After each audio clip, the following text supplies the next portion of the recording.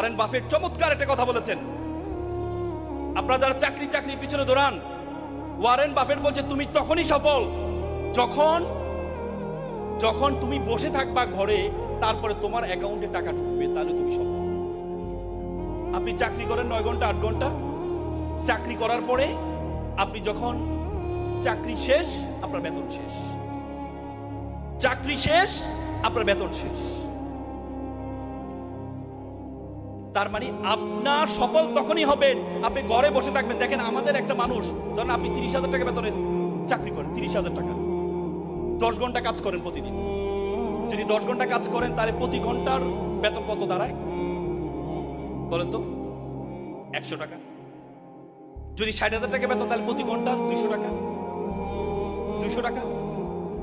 তার মানে আপনি 60,000 টাকা বেতন হলে আপনার প্রতি ঘন্টার হয় মাত্র 200 টাকা আপনার স্যালারি। আপনার হাতে কয় ঘন্টা আছে? 24 ঘন্টা। 24 ঘন্টাতে বেশি আছে। আপনার যেমন 24 ঘন্টা, ওয়ারেন বাফেটের 24 ঘন্টা, স্টিভ জবসের 24 ঘন্টা, মার্ক জুকারবার্গের 24 ঘন্টা। এই জন্য আপনাকে অন্যের 24 ঘন্টা আপনার অধীনে নিয়ে আসতে হবে। সেটা কেমন? অন্যের 24 ঘন্টা আপনার অধীনে আপনাকে নিয়ে আসতে হবে। তার মানে কি? আপনার অধীনে 10 জন কাজ করবে, এই 10 জনের 24 ঘন্টা, 10 জনের 10 ঘন্টা করে করে আপনার অধীনে নিয়ে আসতে হবে, তাহলে আপনি সেরা হতে পারবেন।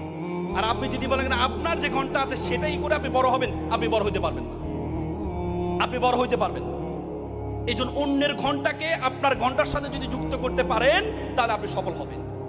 এই জন্য ব্যবসায়ী হওয়ার জন্য আমি কয়েকটা গুণের কথা বলবো আপনাদেরকে। ব্যবসা শব্দের মধ্যে যে গুণগুলো আছে, প্রথম হচ্ছে, দেখেন ব্যবসা, এখানে যারা আছেন অনেকে চিন্তা করেন পৃথিবীতে যত পেশা আছে, একমাত্র পেশা, যে পেশার কথা আল্লাহ কোরআনে বলেছেন, আল্লাহ বলছে আহাল্লাল বাইয়া ওয়া হাররামার রিবা, আমি তোমার জন্য ব্যবসাকে হালাল করেছি। পৃথিবীতে কোনো পেশার কথা কোরআনে উল্লেখ নেই, শুধু ব্যবসার কথা বলা আছে। আশারে মুবাশশারা, যারা জান্নাতে সুসংবাদ পেয়েছেন যে 10 জন, তার মধ্যে 9 জনে ব্যবসায়ী ছিলেন। আল্লাহ রাসূল নিজে ব্যবসায়ী ছিলেন, তার ওয়াইফ ব্যবসায়ী ছিলেন, তার 4 খলিফা ব্যবসায়ী ছিলেন। তার মানে আপনি ব্যবসায়ী হওয়ার জন্য এত হীনমন্যতা ভোগেন কেন? হীনমন্যতা ভোগেন কেন?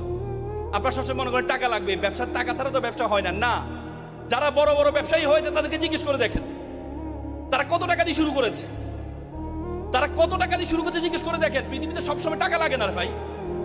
পাঠাও, উবার, তাদের নিজস্ব কোন গাড়ি আছে?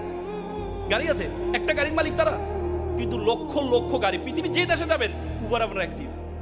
পৃথিবীর কোটি কোটি গাড়ি তারা ডিল করে কিসের মাধ্যমে? শুধুমাত্র একটা সফটওয়্যারের কারণে। তার কি টাকা লাগছে? পাঠাও, ইলিয়াস, তারা যে এই করেছিল, তাদের নিজস্ব কোনো গাড়ি আছে? স্টুডেন্ট অবস্থায় তারা এই অ্যাপসটা তৈরি করেছে। তার মানে শুধুমাত্র thinking is a very important. আমি কিছু আগে সিঙ্গাপুর গিয়েছি।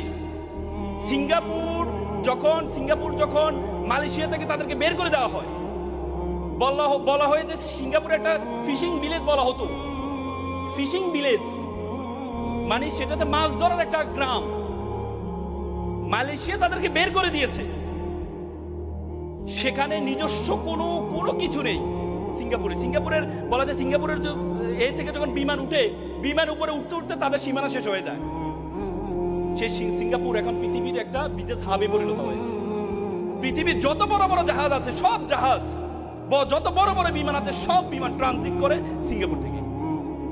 যে পানিটা পর্যন্ত তারা কিনে নেয়, সে পানিটা তারা বিক্রি করে। নিজস্ব কিছু নেই। সবসময় নিজস্ব টাকা লাগবে না, ব্যবসা করার জন্য সবসময় নিজস্ব টাকা লাগবে না, কিন্তু আমাদের চিন্তাটা